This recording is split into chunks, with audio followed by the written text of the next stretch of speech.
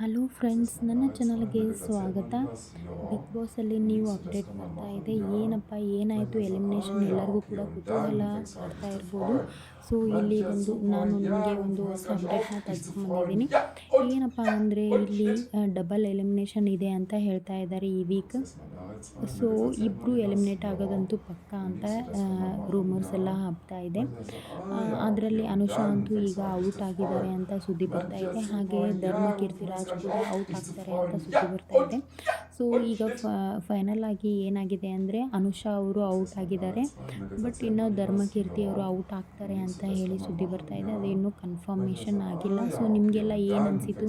ಇವರಿಬ್ರು ಹೋಗಬೇಕಾಗಿತ್ತಾ ಅಥವಾ ಇರಬೇಕಾಗಿತ್ತಾ ಅನ್ನೋದನ್ನು ಕೂಡ ಕಮೆಂಟ್ ಮಾಡಿ ತಿಳಿಸಿ. ಅನುಷಾ ಅವರು ಡಿಸರ್ವಿಂಗ್ ಇದ್ದರು, ಬಟ್ ಇರಬೇಕಾಗಿತ್ತು ಅಂತ ನನ್ನ ಅನಿಸಿಕೆ. ನಿಮ್ಗೆ ಏನು ಅನಿಸುತ್ತೆ ಕಮೆಂಟ್ ಮಾಡಿ. ಹಾಗೆ ನನ್ನ ಚಾನಲ್ನ ಸಬ್ಸ್ಕ್ರೈಬ್ ಮಾಡಿ ಪ್ಲೀಸ್.